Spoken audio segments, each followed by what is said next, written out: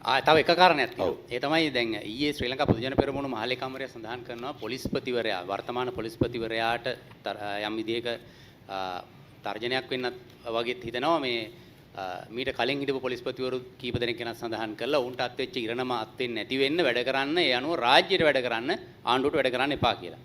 දැන් මේ වගේ රජයේ ප්‍රධාන නිලධාරියෙක් ඉලක්ක කරලා මේ කරන බරපතල චෝදනාවක් එක පැත්තකින් අනිත් පැත්තෙන් කලින් ඉඳපු නිලධාරීන් තුන් දෙනෙකුටත් කරන චෝදනාවක්. මේක ඇතුලේ සැඟ වෙලා තියෙනවා. රජයේ ස්ථාවරය මොකද්ද? ඒ ප්‍රකාශයෙන් ගම්ම්‍ය වෙන්නේ මේ පොලිස්පතිවරයා මහමගදී ඝාතනය කිරීම සම්බන්ධයෙන් යම් ඉංගියක් සාගර කාර්යසම් මන්ත්‍රීතුමා ලබා දෙනවා කියන එක තමයි පෙන්වුම් කරන්නේ හිටපු මන්ත්‍රීතුමා. ඒක ඊටම බරපතල ප්‍රකාශයක්. මොකද වර්තමානයේ පොලිස්පතිවරයා මේ අපරාධ සම්බන්ධයෙන් වේගයෙන් පොලිසිය මෙහෙයුමින් කටයුතු කරමින් ඉන්නවා. පාතාලය මර්ධනය කරන්න කටයුතු කරනවා. මත්ද්‍රව්‍ය ජාවාරම් කරුවන් අත්අඩංගුවට ගන්නවා. රිමාන්ඩ් බන්ධනාගාර ගත කිරීම මේ වැඩි වෙන්නේ නිකන් නෙවෙයි.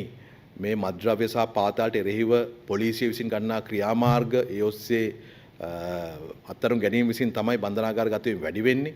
ඉතින් එවැනි තත්වයකදී පාතාලයට මත්ද්‍රව්‍ය ජාවාරමට කළුසල්ලි ජාවාරමට දූෂිත දේශපාලනට එරෙහිව පොලිස්පතිවරයාගේ පැත්තෙන් තමන්ගේ ආයතනය තමන් ඉලධාරීන් මෙහෙයමින් සිටියදී යම්කිසි පක්ෂයක මහලේකම්වරයෙක් නැත්නම් හිටපු මන්ත්‍රීවරයෙක් කියනවා නම් මේ පොලිස්පතිවරයා මහමගදී ඝාතනය වෙනවා වගේ ප්‍රකාශයක් ඒක බරපතලයි. මම දැක්කා මහජාරක්ෂක මැතිතුමත් කියනවා මේ සම්බන්ධයෙන් පරීක්ෂණයක් කරනවා කියලා. අනිවාර්ය පරීක්ෂණයක් කළ යුතුයි.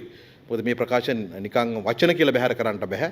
ඔහු නිකන්තන කිව්වා නෙමෙයි මාධ්‍ය සාකච්ඡාවකදී බොහොම හොඳින් හිතාමතා සැලසුම් සහගතව කියව ප්‍රකාශයක් බව තමයි අපිට පේන නිසා රජය තීරුම් ගන්නේ. ඉතින් පොලිස්පතිවරයා මහමගදී ඝාතනය කරනවා වගේ ප්‍රකාශයක් කරනවා නම් ඊට පසුබිම් වන කතන්දරය පිළිබඳවත් පරීක්ෂණ කරන්න පොලිසියට සිදු වේවි.